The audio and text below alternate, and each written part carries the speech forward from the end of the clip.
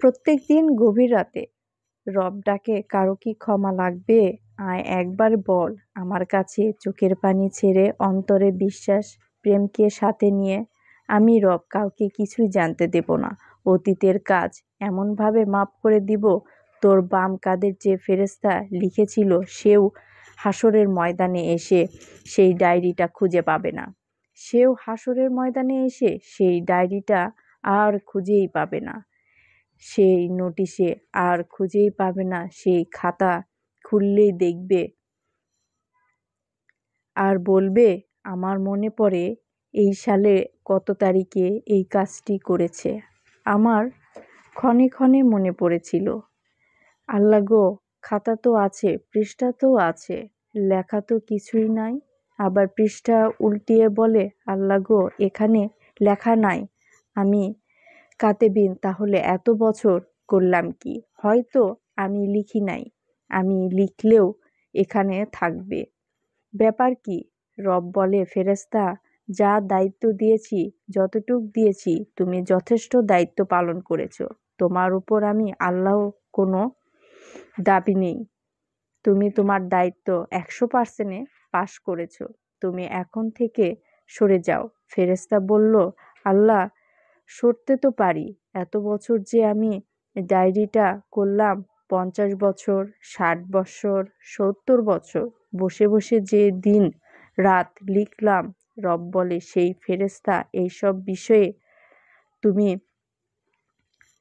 মাথা ঘামিও না। এটা আমার এবং আমার বান্দার ব্যাপার। এটা আমি খালিকের ব্যাপার। এটা আমি মাখলুতের ব্যাপার। এটা আমি রব, আমার ব্যাপার। গুনাহগার বান্দার সাথে আমি গাফফারের ব্যাপার। এই অসহায় বান্দার সাথে আমি রহমানের ব্যাপার। ফেরেশতা বলে, আল্লাহ, তারপরও তো এটুকু শুনতে মন চায়।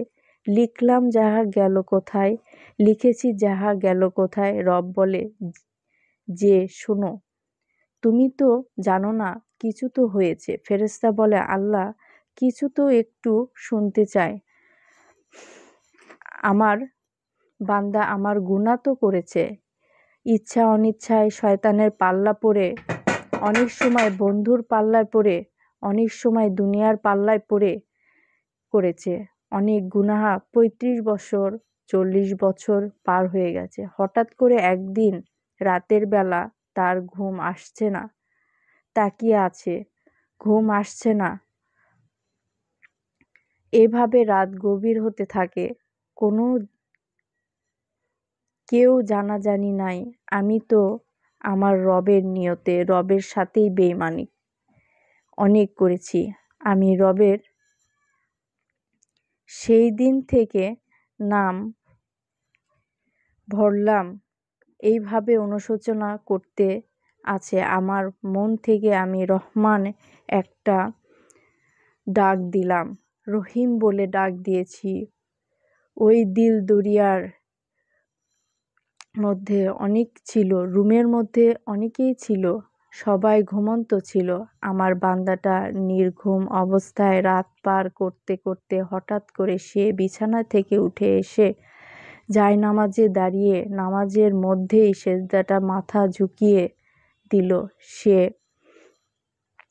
তাহাজ্জুদে কান্না করতে করতে সে আমাকে ডাকতে লাগলো রহমান বলে, ডাকতে লাগলো রহিম বলে, ডাকতে লাগলো গাফফার বলে, ডাকতে লাগলো, ইয়া আমার রব, ইয়া আমার খালিক, ইয়া আমার মালিক।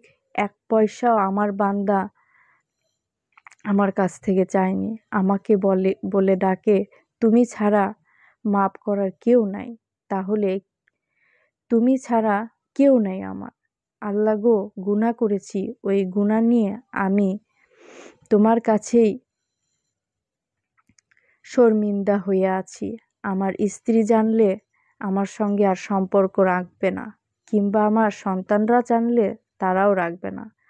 আল্লাহ, তুমি জানার পরেও কাউকে জানতে দাও